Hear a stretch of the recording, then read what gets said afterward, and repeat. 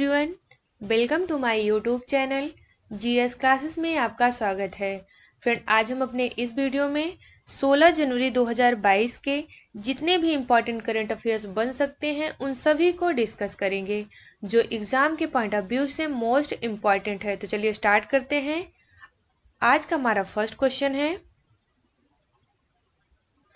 हाल ही में किसने ग्लोबल इकोनॉमिक प्रॉस्पेक्ट नामक रिपोर्ट जारी की है? इसका राइट आंसर है option number C, world bank. हाल ही में वर्ल्ड बैंक के द्वारा ग्लोबल इकोनॉमिक प्रॉस्पेक्ट नामक रिपोर्ट जारी किया गया है। यहाँ बात आई है वर्ल्ड बैंक की, तो वर्ल्ड बैंक के बारे में थोड़ा सा देख लेते हैं।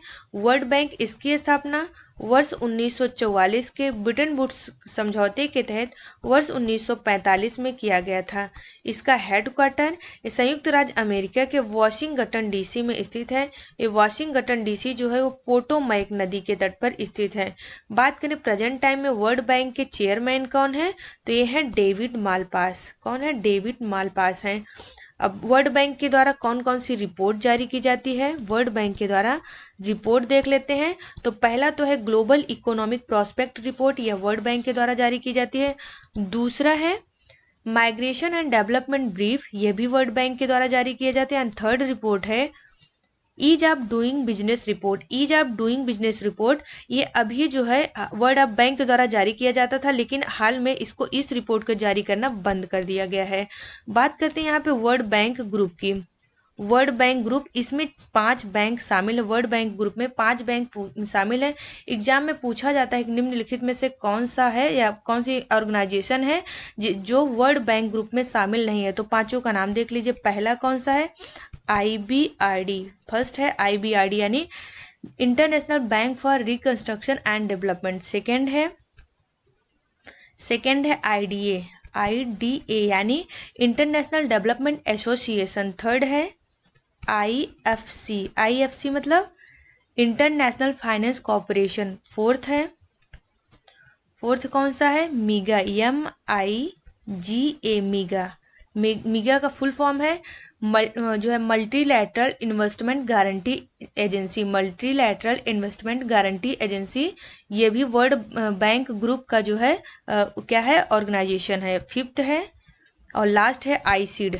फिफ्थ है आईसीड मतलब international centre for settlement of investment dispute या डिस्प्यूट से रिलेटेड आईसीड नामक संस्था बनाएगी। ये पांचों जो ऑर्गेनाइजेशन है वो वर्ल्ड बैंक ग्रुप में शामिल है। यहाँ पर वर्ल्ड बैंक से रिलेटेड जितने भी क्वेश्चन एग्जाम में पूछे जाते हैं उन सारे को कवर किया गया है। तो आप लोग वीडियो को कम्प्लीटली वॉच करिए जिससे आपको ज़्यादा से ज़्यादा प्रॉफिट हो सके। चलिए देखते हैं आज के अपने सेकेंड क्वेश्चन को। हमारा सेकेंड क्वेश्चन है, हाल ही में किस देश में तैयार दुनिया के सबसे भारी सुपरसोनिक लड़ाकू विमान व्हाइट स्वान TU-160M TU-160M बॉम्बर ने पहली उड़ान भरी है?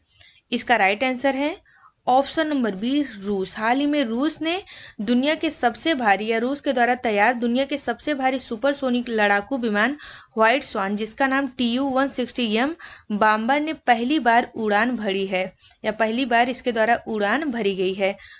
एशिया के मैप में यहाँ ये है रशिया, ये वाला जो पार्ट है वो रशिया का पार्ट है। रसिया यानी रूस, इसकी कैपिटल मास्को है। रूस की कैपिटल क्या है? रूस की कैपिटल जो है ये मास्को है। यहाँ पर सी ऑफ क्या है? ओखोटास्क। सी ऑफ ओखोटास्क जो है और ये वाला सी ऑफ जापान है। सी ऑफ जापान और सी ऑफ ओखोटास्क के मध्य एक जल संधि है, उसका नाम क्या है? ततार जल संधि। ततार जल संधि जो है सी ऑफ ओखोटास्क व सी ऑफ जापान के मध्य स्थित है। वहीं बात करें ये है बेरिंग जल संधि। बेरिंग जल संधि ये साइबेरिया, रूस के साइबेरिया क्षेत्र से के मध्य या रूस के साइबेरिया तथा संयुक्त राज्य अमेरिका के अलास्का के मध्य ये सी ऑफ बेरिंग जल संधि पाई जाती है। बात करें इसके नॉर्थ साइड में ये है बैरेंट सी या बैरेंट सागर, इसके नॉर्थ सी में पाई जाती है। वहीं वोल्गा नदी जो है, वोल्गा नदी ये यूरोप की सबसे लंबी नदी है वोल्गा नदी।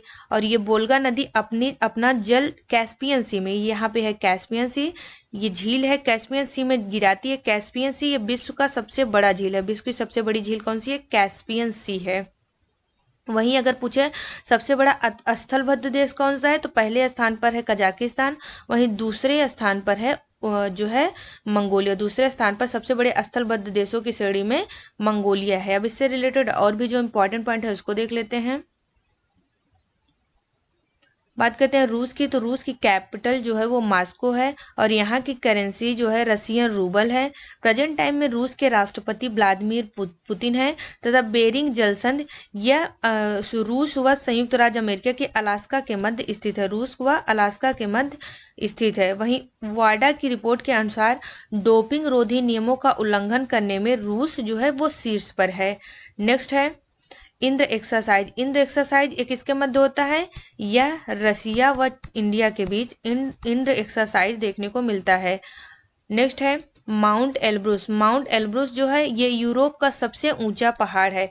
रसिया का कुछ पार्ट ये यूरोप कंटिनेंट में आता है, यूरोप कंटिनेंट में, और कुछ जो है वो एशिया कंटिनेंट में आता है। तो जो माउंट एल्ब्रूस है यह है स्थित तो रसिया में है, लेकिन यह यूरोप के पार्ट में स्थित है, इसलिए माउंट एल्ब्रूस ये यूरोप का सबसे ऊंचा पहाड़ है। नेक्स्ट है बैकाल झील। ये भी रसिया में पाई जाती है और विश्व की सबसे गहरी झील ये बैकाल झील है, जो कि रूस के उरल के पहाड़ में स्थित है। नेक्स्ट है अलेक्सी नौलनी। ये जो अलेक्सी नौलनी है ये रूस के हैं, इनको हाल ही में सखारोव पुरस्कार से सम्मानित किया गया है। नेक्स्ट है जरकान मिसाइल का सफलतापूर्वक परीक्षण, ये भी रूस के द्वारा किया गया है। और लास्ट है रूस के राजदूत कौन है, डीवी वेंकटेश्वर शर्मा। डीवी वेंकटेश शर्मा ये प्रेजेंट टाइम में रूस के राजदूत हैं। आज का हमारा नेक्स्ट क्वेश्चन है हाल ही में प्रधानमंत्री सुरक्षा चूक मामले की जांच की समिति का अध्यक्ष किसे नियुक्त किया गया है। इसका राइट आंसर है option number C, supreme court की जज इंदु मल्होत्रा को हाल ही में प्रधानमंत्री सुरक्षा चूक मामले की जांच समिति का अध्यक्ष नियुक्त किया गया है। हाल ही में प्रधानमंत्री पंजाब गए थे, वहां पर उनके सुरक्षा से रिलेटेड मतलब वो लापरवाही बरती गई, जिसको देखते हुए प्रधानमंत्री सुरक्षा चूक मामला या एक समिति बनाई गई है और इस समिति के अध्यक्ष कौन है, इंदु मल्होत्रा जी को नियुक्त किया गया है। आज का हमारा नेक्स्ट क्वेश्चन है हाल ही में भारतीय रेलवे ने ट्रेन गार्ड का नाम बदलकर क्या कर दिया है। इसका राइट आंसर है option number A, train manager. हाल ही में भारतीय रेलवे के द्वारा ट्रेन गार्ड का नाम बदलकर ट्रेन मैनेजर कर दिया गया है। अब इससे रिलेटेड जो और भी इंपॉर्टेंट पॉइंट है उसको देख लेते हैं। बात आई है यहाँ पे भारतीय रेलवे यानी इंडियन रेलवे, तो इसकी स्थापना 16 अप्रैल 1853 ईस्वी को हुई थी और इसका हेडक्वार्टर नई दिल्ली में स्थित है। प्रेजेंट टाइम में रेल मंत्री कौन है, तो अश्विनी वैष्णव है। इंपॉर्टेंट पॉइंट है, प्रेजेंट टाइम में रेल मंत्री अश्विनी वैष्णव हैं। और रेलवे बोर्ड के सीईओ या अध्यक्ष या सीईओ कौन है, तो प्रेजेंट टाइम में रेलवे बोर्ड के अध्यक्ष व सीईओ ये BK त्रिपाठी हैं। वहीं आरपीएफएस के महानिदेशक अरुण कुमार हैं तथा स्वतंत्र भारत के पहले रेल मंत्री कौन थे, जॉन मथाई। ये क्वेश्चन रिपीटेड है, बहुत मोस्ट इंपॉर्टेंट है, बहुत बार पूछा गया है कि स्वतंत्र भारत के पहले रेल मंत्री कौन थे, तो वो थे जॉन मथाई। आज का हमारा नेक्स्ट क्वेश्चन है हाल ही में किस देश ने भारत से ब्रह्मोस क्रूज मिसाइल खरीदने की घोषणा की है। इसका राइट आंसर है ऑप्शन नंबर सी, फिलीपींस। हाल ही में फिलीपींस के द्वारा ब्रह्मोस क्रूज नामक मिसाइल या भारत से ब्रह्मोस क्रूज मिसाइल खरीदने की घोषणा की गई है। फिलीपींस एक एशिया कॉन्टिनेंट में स्थित है। इसकी कैपिटल मनीला है। इसकी कैपिटल क्या है, इसकी कैपिटल मनीला है और मनीला में ही अंतर्राष्ट्रीय चावल अनुसंधान संस्थान स्थित है। अंतर्राष्ट्रीय चावल अनुसंधान संस्थान मनीला में स्थित है। वहीं राष्ट्रीय चावल अनुसंधान संस्थान ये उड़ीसा के कटक में स्थित है। कंफ्यूज नहीं होना है दोनों में। बात करें फिलीपींस की, तो फिलीपींस जो है यहाँ पे फिलीपींस में विश्व की सबसे गहरी ट्रंच मेरियाना ट्रंच ये प्रशांत महासागर के फिलीपींस में स्थित है। किस देश में स्थित है, तो प्रशांत महासागर में फिलीपींस में विश्व की सबसे गहरी गर्त जिसका नाम मैरियाना ट्रंच है वो स्थित है। आज का हमारा नेक्स्ट क्वेश्चन है सड़क परिवहन मंत्री नितिन गडकरी ने 8 सीटर व्हीकल के लिए कम से कम कितने एयरबैग अनिवार्य कर दिया है। सड़क परिवहन मंत्री नितिन गडकरी कौन है? नितिन गडकरी। इनके द्वारा 8 सीट व्हीकल के लिए कम से कम कितने एयरबैग अनिवार्य कर दिया गया है? इसका राइट आंसर है ऑप्शन नंबर सी 6। हाल ही में नितिन गडकरी द्वारा ये ऐलान किया गया है कि 8 सीट व्हीकल के लिए कम से कम 6 एयरबैग यह अनिवार्य कर दिया गया है। कम से कम 6 एयरबैग को क्या किया गया? अनिवार्य कर दिया गया है। इंपॉर्टेंट पॉइंट देख लेते हैं। केंद्र सरकार सुरक्षा बढ़ाने के लिए 8 सवारी ले जाने वाले वाहनों में कम से कम 6 एयरबैग अनिवार्य कर दिया है। सड़क परिवहन एवं राजमार्ग मंत्री नितिन गडकरी ने वाहनों में सवार लोगों की सुरक्षा सुनिश्चित करने के लिए वाहन विनिर्माताओं को गाड़ी में एयरबैग की संख्या बढ़ाने का निर्देश दिया है। आज का हमारा नेक्स्ट क्वेश्चन है, भारतीय सेना दिवस यानी इंडियन आर्मी डे 2022 कब मनाया गया है?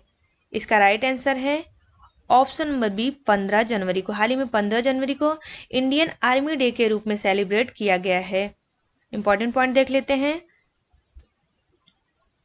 भारत में सेना दिवस हर साल 15 जनवरी को देश और उसके नागरिकों की सुरक्षा के लिए या रक्षा के लिए अपने प्राण की आहूति देने वाले बहादुर सैनिक को सलाम करने के लिए मनाया जाता है। इस साल 2022 यानी में यह 74वां भारतीय सेना दिवस है। क्यों मनाया जाता है? क्योंकि भारत सेना दिवस फील्ड मार्शल AM करियप्पा के सम्मान में यह मनाया जाता है। किसके सम्मान में? तो यह फील्ड मार्शल KM करियप्पा के सम्मान में मनाया जाता है। वह आज़ाद भारत के पहले भारतीय सैन्य अधिकारी थे और भारत पाकिस्तान के बीच हुए युद्ध में उन्होंने ही भारतीय सेना का नेतृत्व किया था। इसीलिए हर वर्ष 15 जनवरी को भारतीय सेना दिवस के रूप में मनाया जाता है। मोस्ट इम्पॉर्टेंट जो दिवस हैं हाल ही के उसको देख लेते हैं। 14 जनवरी को ये सशस्त्र बल वयोवृद्ध दिवस मनाया जाता है। सशस्त्र बल वयोवृद्ध दिवस के रूप में 14 जनवरी को मनाया जाता है। वहीं 15 जनवरी को स्वामी विवेकानंद जयंती के उपलक्ष्य में राष्ट्रीय युवा दिवस के रूप में मनाया जाता है। कब? 12 जनवरी को। 12 जनवरी को स्वामी विवेकानंद जयंती के उपलक्ष्य में हर वर्ष राष्ट्रीय युवा दिवस के रूप में मनाया जाता है तथा 11 जनवरी को यह राष्ट्रीय मानव तस्करी जागरूकता दिवस के रूप में मनाया जाता है। वहीं 9 जनवरी को प्रवासी भारतीय दिवस के रूप में मनाया जाता है। प्रवासी भारतीयों को अनिवासी भारतीय दिवस के रूप में भी जाना जाता है क्योंकि महात्मा गांधी फाइनली जो है 9 जनवरी 1915 ईस्वी को भारत आए थे। इसीलिए वर्ष 2003 से हर वर्ष 9 जनवरी को भारतीय प्रवासी दिवस के रूप में मनाया जाता है। नेक्स्ट है 10 जनवरी को। तो 10 जनवरी को जो है विश्व हिंदी दिवस के रूप में मनाया जाता है। 10 जनवरी को विश्व हिंदी दिवस के रूप में मनाया जाता है। आज का हमारा नेक्स्ट क्वेश्चन है,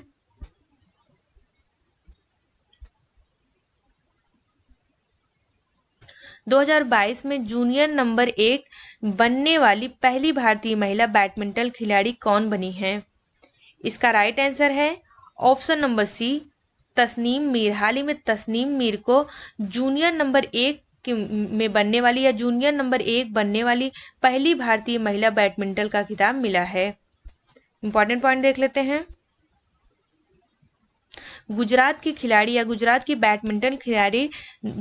बैडमिंटन खिलाड़ी तस्नीम मीर ने इतिहास रच दिया है। 16 साल की तस्नीम जूनियर बैडमिंटन में दुनिया की नंबर 1 खिलाड़ी बन गई हैं। तस्नीम ये पिछले साल के शानदार प्रदर्शन की वजह से नंबर 1 रैंकिंग तक पहुंची हैं।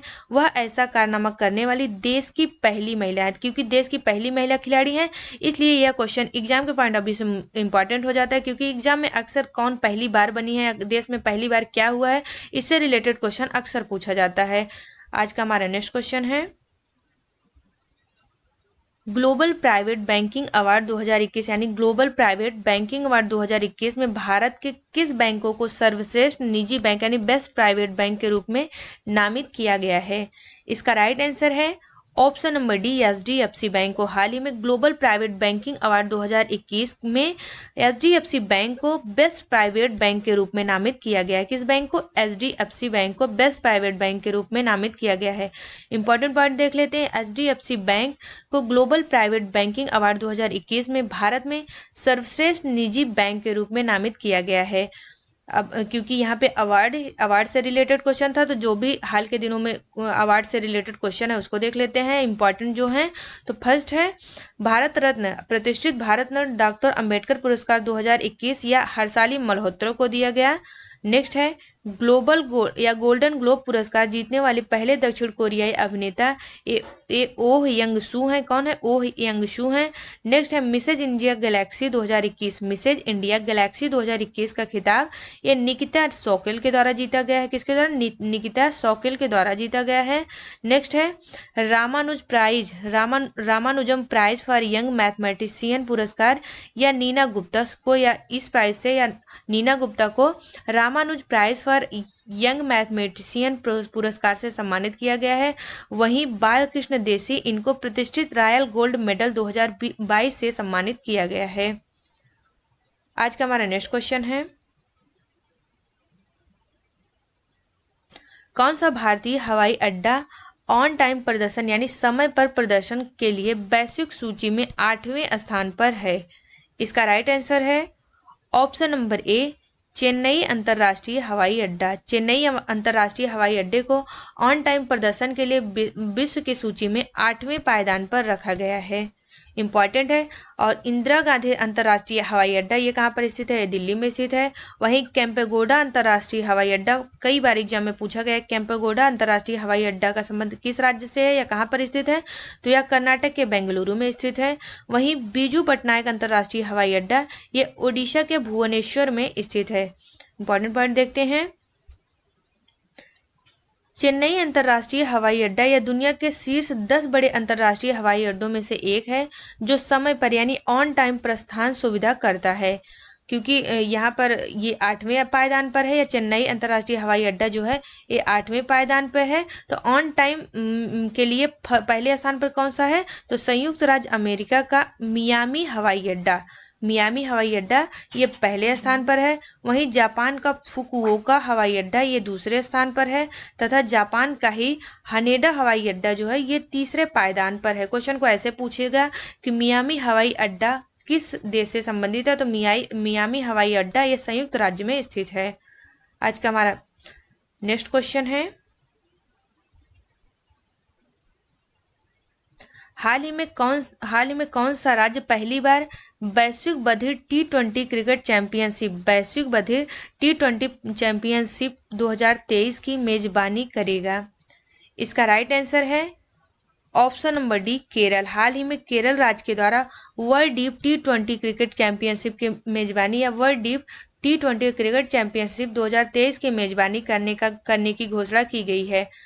देख लेते हैं भारत के मैप में ये रहा केरल का लोकेशन। बात करें केरल की कैपिटल क्या है, तो केरल की कैपिटल जो है ये तिरुवनंतपुरम है। केरल की कैपिटल क्या है? तिरुवनंतपुरम है। केरल के जो लैगून है उसे अयाल कहा जाता है। केरल के लैगून को अयाल कहा जाता है। केरल व तमिलनाडु के मध्य नीलगिरी की पर्वत स्थित है, नीलगिरी पहाड़ी स्थित है। नीलगिरी पहाड़ी की सबसे जो है ऊंची चोटी इसे दोदा बेट्टा नाम से जाना जाता है। और नीलगिरी पहाड़ी में ही कौन सी जनजाति? टोडा जनजाति निवास करती है। टोडा जनजाति में बहुपति विवाह प्रथा प्रचलित है। और जो है नायर जनजाति केरल की प्रमुख जनजाति है। नायर जनजाति एक केरल की प्रमुख जनजाति है। बात करें जो है एंशियंट हिस्ट्री में हमने पढ़ा था संगम वंश में 3 वंश हुए थे। कौन कौन सा? चेरी वंश, चोल वंश और पांड्य वंश। चेर, चोल व पांड्य वंश ये संगमकालीन वंश हैं। इसमें से चेर वंश का शासन ये केरल के क्षेत्र में, वर्तमान केरल के क्षेत्र में देखने को मिला था। जो कि चेर वंश का जो सिंबल है वो क्या है? धनुष है। धनुष की आकृति का जो है केरल है और इसका सिंबल भी क्या है? ये धनुष है। बात करते हैं महाजनपद काल की, तो महाजनपद काल के एकमात्र जनपद है जो दक्षिण भारत में स्थित है वो है अस्मक महाजनपद। कौन सा? वो अस्मक महाजनपद जो कि गोदावरी नदी के तट पर स्थित है। तथा दक्षिण भारत की सर्वोच्च चोटी ये अन्नामुडी है। दक्षिण भारत की सर्वोच्च चोटी अन्नामुडी है। दूसरे स्थान पर दोदा बेट्टा है। यहाँ पे केरल से रिलेटेड जो भी इंपॉर्टेंट पॉइंट बन सकता था उनको कवर किया गया है। और साथ ही world deaf T20 cricket championship 2023 का आयोजन यह भी केरल में किया जाएगा। अब यहाँ पे इंपॉर्टेंट पॉइंट देख लेते हैं। बधिरों की अखिल भारतीय खेल परिषद को या बधिरों की अखिल भारतीय खेल परिषद को 10 से 20 जनवरी 2023 तक केरल के तिरुवनंतपुरम यानी केरल की कैपिटल तिरुवनंतपुरम में पहली बार विश्व बधिर T20 क्रिकेट चैंपियनशिप की मेजबानी करने के लिए बधिरों के लिए अंतर्राष्ट्रीय खेल समिति से मंजूरी मिल गई है। चैंपियनशिप में कम से कम 8 देशों के भाग लेने की उम्मीद है और इस तरह का अंतर्राष्ट्रीय कार्यक्रम भारत में आयोजित किया जा रहा है। वहीं इससे रिलेटेड या खेल से रिलेटेड और भी जो इम्पोर्टेंट पॉइंट है उसको देख लेते हैं। खेलो इंडिया यूथ गेम 2022 इसका आयोजन हरियाणा में किया जाएगा। AFC फुटबॉल महिला एशिया विश्व कप 2022 इसका आयोजन भारत के मुंबई व पुणे में किया जाएगा।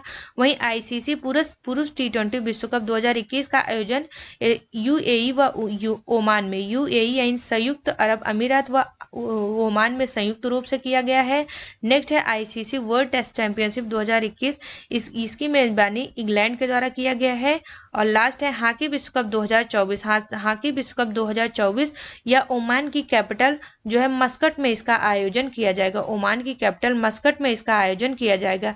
अब देख लेते हैं हमारा जो नेक्स्ट सेशन है वो है जीके पॉइंट में जो है पॉलिटी को हम लोग कवर कर रहे हैं। जो पॉलिटी के सेशन में आज का है तो वो है भारत के या राज्य के महाधिवक्ता से रिलेटेड जो भी इंपॉर्टेंट पॉइंट बन सकता है उन सभी को कवर करेंगे। पर्टिकुलर हमारा जो सेशन होता है वो आर्टिकल बेस्ड होता है, यानी इंपॉर्टेंट आर्टिकल को इसमें हम कवर करते हैं। तो आर्टिकल या महाधिवक्ता को किस नाम से जाना जाता है? Advocate general of the state के नाम से भी इसे जाना जाता है।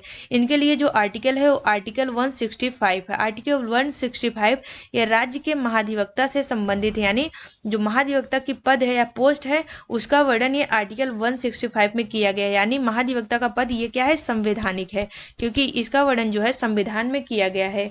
और वह राज्य का सर्वोच्च कानून अधिकारी होता है। जैसे केंद्र का सर्वोच्च न्यायाधिकारी अटॉर्नी जनरल ऑफ इंडिया यानी भारत का महान्यायवादी होता है, उसी तरह राज्य का सर्वोच्च जो है कानून अधिकारी ये महाधिवक्ता होता है। कौन होता है? महाधिवक्ता होता है। और यह जो है वह राज्य का सर्वोच्च कानून अधिकारी होता है। बात करें इसकी नियुक्ति की, तो इसकी नियुक्ति ये राज्यपाल के द्वारा किया जाता है। किसके द्वारा? राज्यपाल के। अगर नियुक्त किया जाता है तो इसके लिए कोई ना कोई एलिजिबिलिटी या फिर योग्यता भी होनी चाहिए। तो यह उच्च न्यायालय इसकी योग्यता क्या होनी चाहिए कि यह उच्च न्यायालय का न्यायाधीश बनने की योग्यता होनी चाहिए। अब यहाँ पे ये देख लेते हैं उच्च न्यायालय की न्यायाधीश बनने की योग्यता क्या है, तो वो भारत का नागरिक होना चाहिए, कम से कम 10 वर्षों तक किसी न्यायिक पद पर धारण किए हो, या कम से कम 10 वर्ष तक किसी उच्च न्यायालय में एज ए वकालत के रूप में कार्य किया हो या एज ए वकालत का उसको अनुभव हो। यही सब होता है उच्च न्यायालय का न्यायाधीश बनने की योग्यता। तो जो उच्च न्यायालय के न्यायाधीश बनने की योग्यता रखता है वही व्यक्ति या उसी व्यक्ति को राज्य के महाधिवक्ता बनाया जाता है। वर्ड को ध्यान से देखिएगा कि उच्च न्यायालय का न्यायाधीश बनने की योग्यता रखता हो, ना कि वो न्यायाधीश हो। ठीक है, तो इसमें योग्यता से रिलेटेड है। योग्यता क्या है वो भी हमने डिस्कस कर दिया, बता दिया है। बात करते हैं नेक्स्ट इसके कार्यकाल की। तो संविधान में इसके कार्यकाल के बारे में कोई प्रावधान नहीं किया गया है। यह राज्यपाल के प्रसाद पर्यंत अपना पद धारण करता है, यानी जब राज्यपाल चाहेगा तो आराम से महाधिवक्ता को हटा सकता है। नेक्स्ट आर्टिकल है आर्टिकल 177। इसमें महाधिवक्ता की शक्तियां, विशेषाधिकार तथा प्रतिरक्षा से संबंधित हैं। और नेक्स्ट है आर्टिकल 194। आर्टिकल 194 में राज्य विधायिका के सदनों एवं इसकी समितियों से जुड़े रहने का महाधिवक्ता का अधिकार, मतलब आर्टिकल 194 में यह कहा गया है कि जो महाधिवक्ता है वो राज्य के विधायिका के, मतलब जो दोनों सदन होते हैं, दोनों सदनों की समितियों से यह जुड़ सकता है। लेकिन इसे जो है बोलने का अधिकार तो होगा, सदनों में जाके इसे बोलने का, अपनी बात रखने का सारा अधिकार तो होगा, लेकिन उसे मत देने का अधिकार नहीं होगा। ये मोस्ट इंपॉर्टेंट लाइन है। जिस तरह से महान्यायवादी को मत देने का अधिकार नहीं था, उसी तरह महाधिवक्ता को भी मत देने का अधिकार नहीं होता है। कि इसके जो इम्पोर्टेंट या महाधिवक्ता राज्य के महाधिवक्ता के जो कार्य व शक्तियां हैं उसको देख लेते हैं। तो वह राज्य के मुख्य कानून अधिकारी होता है। इस नाते महाधिवक्ता के जो है कार्य वो निम्नवत हैं। जो इनके 3-4 इंपॉर्टेंट कार्य हैं उसको देख लेते हैं। पहला है कि सरकार को वित्त संबंधी ऐसे परामर्श पर सलाह दे जो राष्ट्रपति द्वारा उसे सौंपा गया है। दूसरा इसका कार्य है कि विधिक स्वरूप से अन्य कर्तव्यों का पालन करे जो राज्यपाल इसे सौंपे, मतलब जो राज्यपाल विधि से संबंधित जो कार्य राज्यपाल सौंपता है उसको करता है, तथा जो कार्य राष्ट्रपति सौंपता है दोनों कार्य जो है ये महाधिवक्ता के द्वारा किया जाता है। थर्ड है संविधान या किसी अन्य विधि द्वारा प्रदान किए गए कृत्यों का निर्वहन, ये भी जो है महाधिवादी या फिर महाधिवक्ता के द्वारा किया जाता है। यहाँ पर यहाँ किससे, राज्य के महान्यायवादियों से यानी advocate general of the state के जो भी प्रावधान है उन सभी को कवर किया गया है। अब हमारा लास्ट सेशन है वो क्या है, मैप का सेशन। मैप के सेशन में हम एशिया कॉन्टिनेंट को कवर कर रहे हैं। एशिया कॉन्टिनेंट में आज का जो हमारा ये है एशिया कॉन्टिनेंट। एशिया कॉन्टिनेंट में आज का जो वीडियो है वो पर्टिकुलर किस देश को जो है फोकस करेगा, वो जापान को। ये रहा जापान की लोकेशन। जापान के इस साइड या पश्चिम में सी ऑफ जापान है और इसके पूर्व में जो है ये प्रशांत महासागर, इसके पूर्व में कौन सा प्रशांत महासागर है।